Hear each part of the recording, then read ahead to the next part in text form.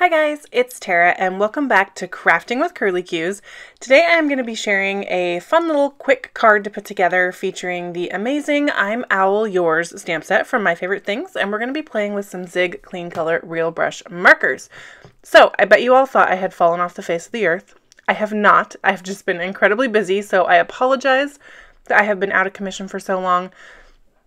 I'm really hoping I can get my time management back on track so that I can be here more.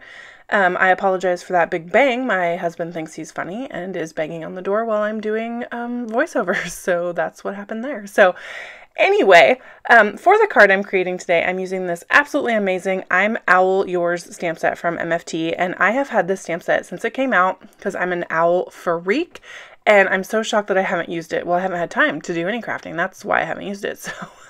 So I wanted to use it. Plus, these images are so adorable, but super quick to color, which is fabulous and just what I needed for the little tiny chunk of time I had to play around a little bit with some crafting. So I apologize right here. It's a little bit blurry. I do figure that out. There we go. Much better.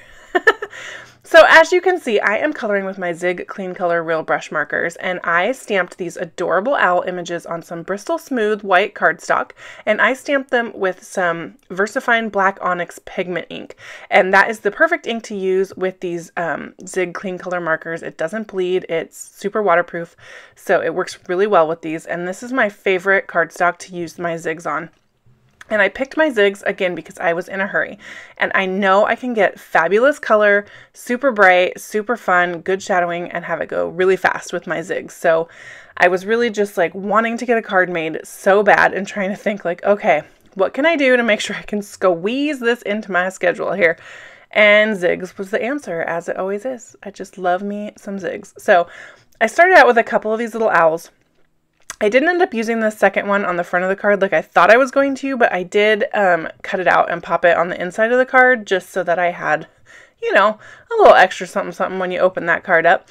I'm using 3 different shades of each color here, and I'm just blending the Zig into itself. I do grab a water brush on occasion, and what I'm doing there is kind of blending out some of my little oopsies where I color over the lines because I'm trying to go kind of fast. And let's face it, guys, I'm rusty. Like, I've been out of the game. I was worried I would forget how to blend. I was just like, oh my gosh, my people are going to be like, what are you doing, crazy person? But I think it's like riding a bike. Like, once I got those markers in my hand and those adorable images stamped, it all just kind of came back to me. So anywho, I stamped these adorable owls, and once I was all finished coloring, I went ahead and because I made some oops and I got some of the yellow in the whites of the eyes there on this adorable owl, I took my white Signo Uniball pen and I just filled in the whites so that they're super bright white.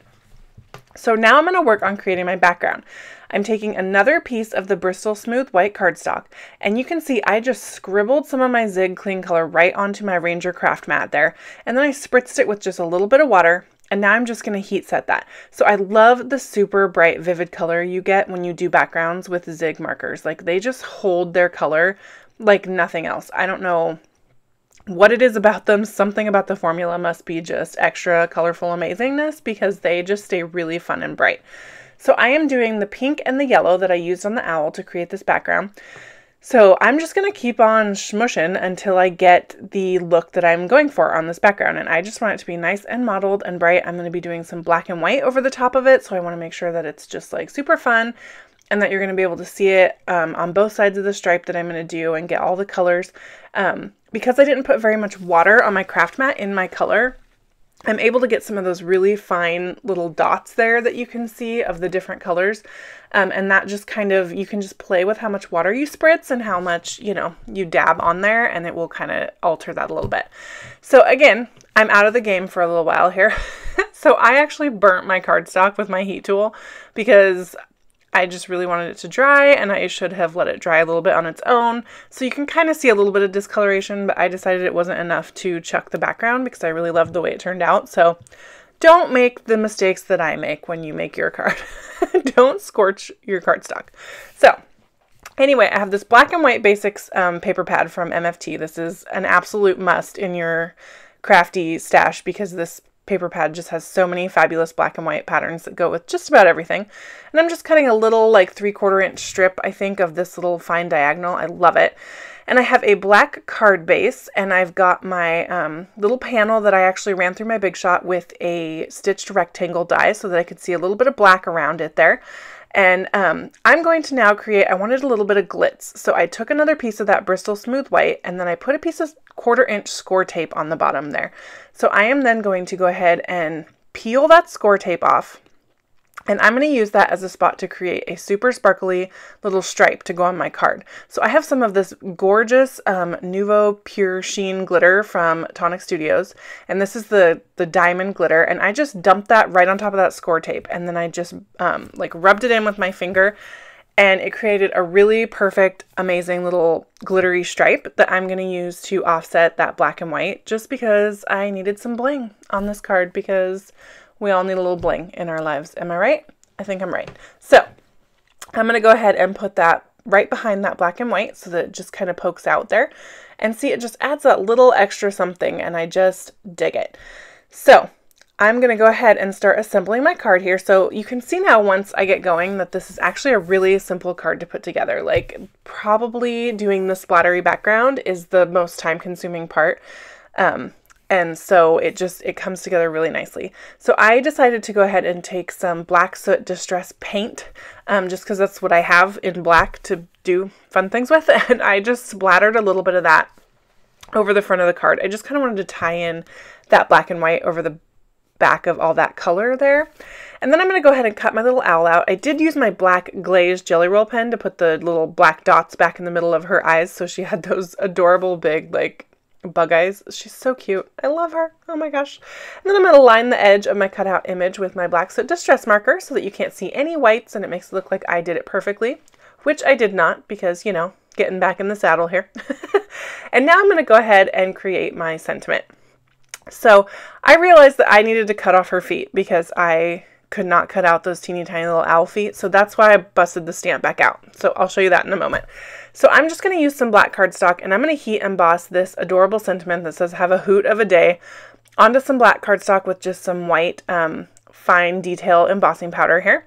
And then I'm going to go ahead and cut that into a really thin strip and create a banner. So I will tell you guys that the MFT challenge, sketch challenge that's going on right now was my inspiration for this design. I didn't enter this card in the challenge, but I did kind of use it as an inspiration because, again, I've been out of the game, and my thinker brain for creativity is just fried a little bit right now. I'm just like super crazy busy. The kiddos started softball. I'm running like a business at home.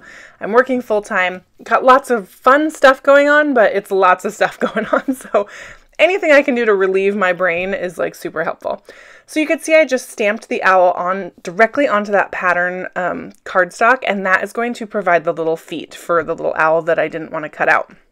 It's also going to help me with my placement of the banner, because now I can kind of see where I'm going to place my owl, so I kind of know exactly where I want that little banner to go, right on top there of my little black and white strip. I love the little sparkle at the bottom. Like, it's totally not necessary, but it just added just enough extra for me that it just made me super happy. So see, you can barely see the little feet, but it just really made me happy to have her complete and not like not footless. I don't know. I wanted her to have little feet. So anywho, now that she's on there, I'm going to go ahead and take my Spectrum Noir clear glitter overlay pen there and add a little sparkle to her, because I love me some sparkle.